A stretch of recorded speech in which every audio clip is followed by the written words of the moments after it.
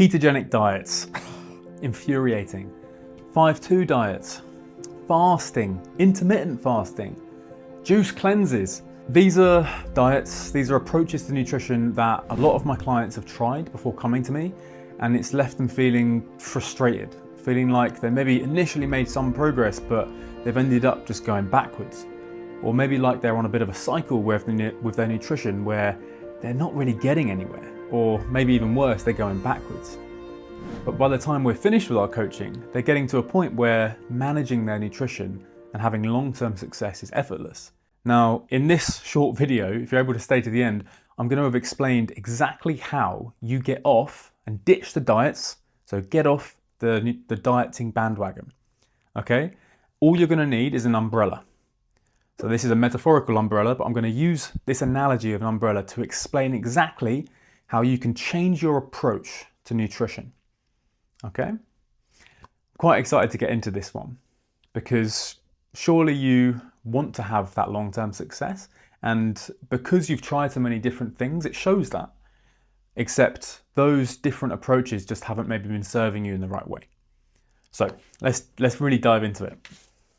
Here we go. Got my massive whiteboard. So I'm going to start off by drawing an umbrella. So here we go. I'm going to start here. That looks like an umbrella, hopefully. Okay, I've got my umbrella. We're going to call this our self-reflection umbrella. Self-reflection umbrella. So the reason we need this self-reflection umbrella is because it's going to help transport us from A to B, and A is where you are at the moment, to B, exactly where you want to go. Once you've changed your mindset, once you've changed your nutritional habits, so it's the big exciting goal. Maybe that's a body composition goal. Maybe it's just feeling consistent energy. Your umbrella is going to help you get there. But we're going to need some self-reflection. So, how to do self-reflection? What I really mean by this is we're going to have some form of journal. So what you need to do is you need to start looking at your habits. Before I explain the journal, let me try and explain how this is very slightly different to the dieting approach that we may have had already. So the dieting approach is like trying to get from A to B with a blindfold on. It's trusting that the directions that someone has given you, so the directions are this, whatever the latest diet is going to help you get from A to B. Except because you're unique, because you have a different lifestyle, a different routine, it maybe has directed you the wrong way, potentially even backwards, leaving you feeling frustrated. So what we need to do, instead of just trusting that wearing a blindfold and picking something is going to get you from A to B, we need to take the blindfold off. So we're now going to navigate from A to B with our umbrella and no blindfold, and we're going to start making progress because we're going to see our goal, and we're going to, if we go off track, we're going to be able to start redirecting ourselves back on point. But to be able to know what's going on, being able to follow the right path, we have to review the process. How do you review the process? Self-reflection. Actually, practically speaking, what I recommend doing is keeping a journal. So that sort of feeds in there. What I recommend then is putting some information on timings. Timings doesn't have an E in it, James. There we go. Putting some information on timings in there. So that is the time that you wake, the time that you eat, the time that you train, if you train. Then we want to have food. What you are eating. So this is everything you're eating. Now, I don't want you to do this on a calorie counting app. That's not the point. I don't want you to see exactly how many macros and calories and protein and you don't need to know that. What we're trying to get clarity on is exactly what's coming in, okay? Put the timings as well of when you eat. And then the final thing we're going to look at in your food and mood diary is mood. How you feel. So you might want to do this one just at the end of the day, have a bit of a review, a bit of self-reflection at the end of the day and think, Actually, yeah, I felt pretty low energy through the morning, or I felt good in the afternoon. Training was really tough. Training was great. We need to get that information because that is going to allow you to redirect where you're going. The whole point of this self-reflection, carrying your umbrella, going in without a blindfold to get from A to B, is to empower you with the navigation process, to be able to enable you to redirect yourself when you're back on track.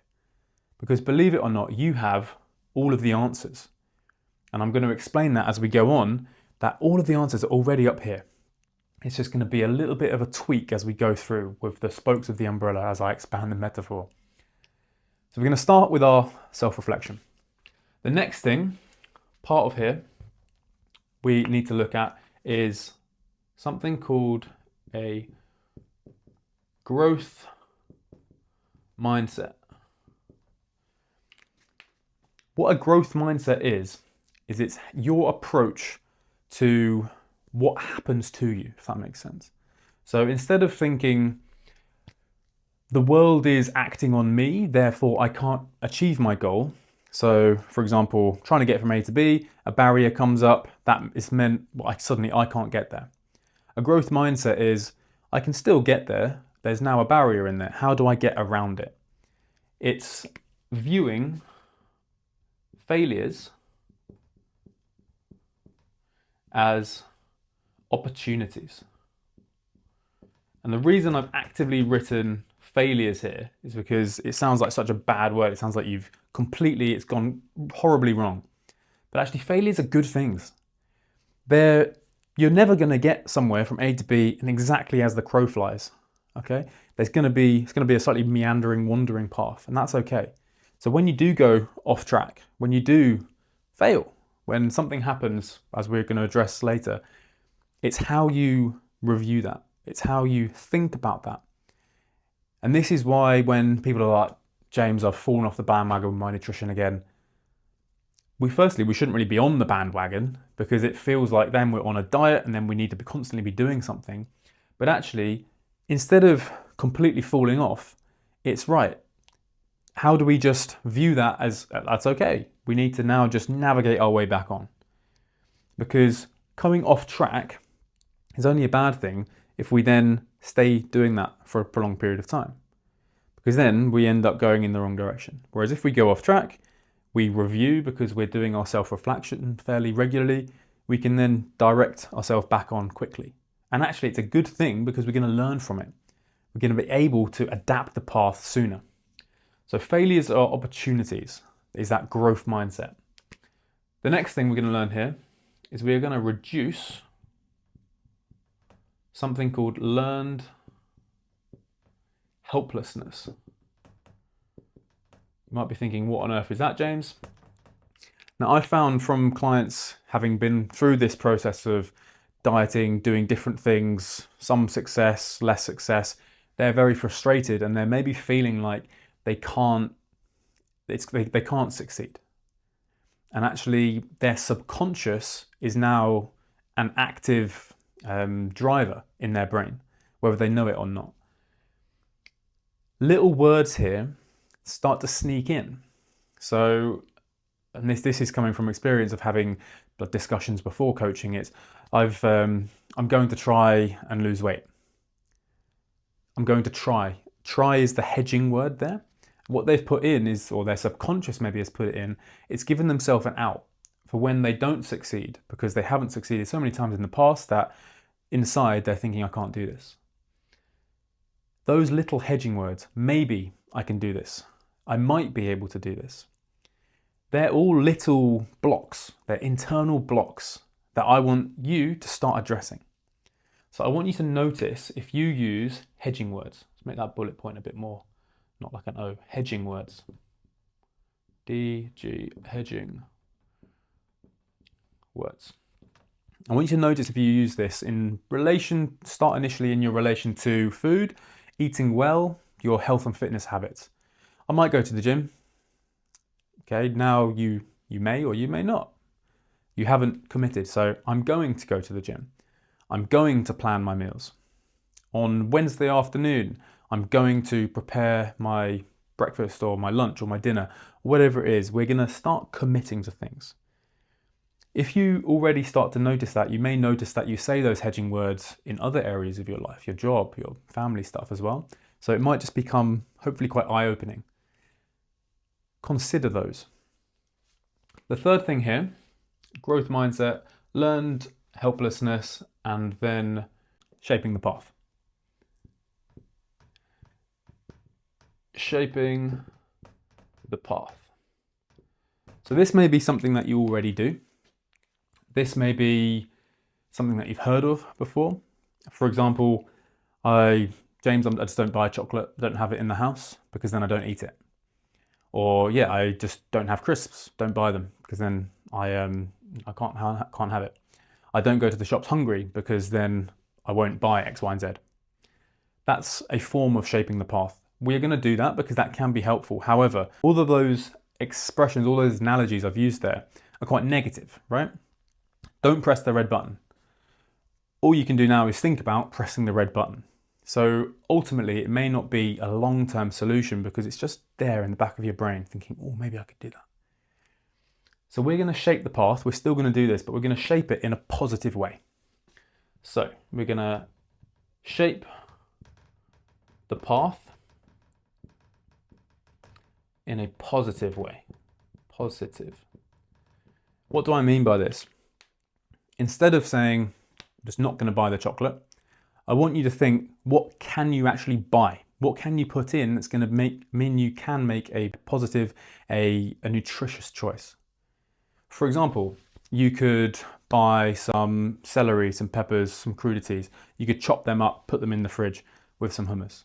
So that when you get to that point of the day where you're like, oh, I want chocolate, instead of it not being there, it may be there, it may not, you've actually can actively make a choice. You'd be like, actually, I'm going to try and do something different. It's maybe one of the small things I'm going to do in my plan that's going to be that change. We want to give you the option to make a positive choice instead of just not making a negative one, if that makes sense. Not necessarily that eating chocolate is a negative thing, but in this, it's maybe not the healthful choice that you want to commit to. Reviewing that, shaping the path, but in a positive way. So what can you put in? And that's going to become true as we go through our plan. Thinking about addition. Now we've got our umbrella and really a lot of stuff on mindset here. This is going to help us navigate the weather as we move from A to B. So, putting in some weather, we are going to have barriers. Barriers, a big old cloud. Maybe we've got some lightning coming from barriers. Pew! Barriers are things that are in the way of getting from A to B, and often they derail us. It's what makes people think, oh, I fell off the wagon, because maybe we don't have this self-reflective practice, we don't get back on. Barriers are things that you need to address early doors, and you know better than anyone else what sort of things you struggle with. However, it's unlikely that you've ever put pen to paper and written them down. So there's going to be a PDF that goes along this in the notes. Click that link, download it, start writing some things out. Getting clarity on where you normally struggle is a fantastic heads up so that you can then go into those parts of your day, those environments, and you can be armed with some action points. So, barriers, we're going to need to plan. I'll get onto that in a second. What you are going to do though, is I want you to, so if you write down your barriers, I want you to write down 2 or 3 solutions to those barriers. So instead of me saying, oh, you need to go and do this, follow this new diet. No, you need to come up with the solutions yourself so that you can progress from A to B. Because hey, your B might be over here. Me saying one little solution might not be right for you. We need to try and make a small step in the right direction. So you need to review what's currently going on, address your barriers, come up with a few solutions that you, in the moment, you can say, oh, I'm going to try this time. The next thing we need to notice, is the other bit of weather here, is the danger zone. Now this may be a barrier within itself, but allow me the metaphor. Got some more lightning coming. The danger zone is, well, you probably know, it's probably when you're like, James, I know exactly when that is. Maybe it's the time when you get back from work and you just want to open the fridge or have that little bit of something, or you're preparing dinner and you find yourself nibbling on the ingredients, or it's the Thursday or the Friday social after work. You may know when that danger time is for you, when the friend who's the enabler is sort of saying, oh, let's just have the bit of cake. Don't worry, it's on me. Or let's have that extra pint or that G&T. Don't worry, it's fine. We'll stay out a little bit later. I want you to still be able to go to the danger zone, but be armed with exactly how you're going to interact in that moment. This is a really difficult thing to do because you need to have complete clarity on what you're going to say in the moment, because it will probably get to the moment and it's like, oh, I'm flustered, sure, and we fall back on our old habits. But it's if we want to forge a new habit, which is ultimately what we're going to need to do to make progress with this non-dieting approach, we need to have a heads up going into that. So we need to plan it. So for barriers for the danger zone, to keep the umbrella up, and again, allow me this metaphor, I'm going to write this one in bold, we need to plan. So the stick, the handle of the umbrella is our plan. To come back to this danger zone time, I'm going to be specific. What I would like you to do is write a sentence that articulates exactly what you want to do that's in line with your long-term goals. Again, I can't really tell you what that is because I don't know exactly what your danger zone is, but I want you to do something that you think, actually that's still allowing me the balance, it's still allowing me the fun, but it's a little reduction in what I'm doing now, if that makes sense. So instead of it being multiple drinks, instead of it's maybe you're working and there's a social element of work and you end up being dined out fairly regularly. Instead of having 3 courses 3-4 times a week, it's having 2 courses. It's a little step in the right direction. It's one less drink. I'm not going to do this. It's when that person is saying, okay, let's go for this. You need to know exactly how you're going to respond, and I would encourage you to write that down. Again, you can do that in the PDF so that you're armed with it. So in the moment, you can be like, boom. Next thing is with your barriers. I want you to come up with specific solutions to your own barriers. I actually want you, again, put pen to paper and write these things down so that you know exactly what to do when they come. Once you've got your solutions, and I've written solution, but I want to say solutions. Once you've got your solutions, I want you to only focus on one of them at a time. We are doing a very different approach, okay? You're walking around with an umbrella, you're not blindfolded. In my metaphor, it's a very different approach to just following something and off you go. It's very introspective. When you get a solution to your barrier, I only want you to try one of them at a time. We're just going to do one thing at a time. We're going to take one step on this journey towards this path. This is where everyone goes wrong, because you want to get from A to B. Everyone wants to do it yesterday. They want to get there as fast as physically possible. But that means they try and do everything at once and they go nowhere. So we want to take one step. We want to do one little habit at a time. This is key, a key part of our plan. There are a lot of good things going on with your diet at the moment. Let's hold on to those, and we're going to address one little thing, one little barrier, one part of the danger zone, and we're going to make one tweak. We're going to do that until that has become the norm. Then we're going to address another one. You can detail that in the PDF plan as well. So we're going to do one habit. Let's make that look more like a one. One habit at a time as part of this umbrella. Sometimes that habit is not going to work. Okay? That is okay, because with our growth mindset now, failure is an opportunity. When the habit doesn't work, when we have said our sentence, but actually we've still ended up going for it, maybe the sentence wasn't right, maybe we didn't phrase it the right way. It's an opportunity to tweak the plan, make sure we're stepping back on the right path. It's going to sound like a slow approach. Ultimately, yes, it's a slower approach, but it's one where you're going in heads up and you're navigating to get to the right place.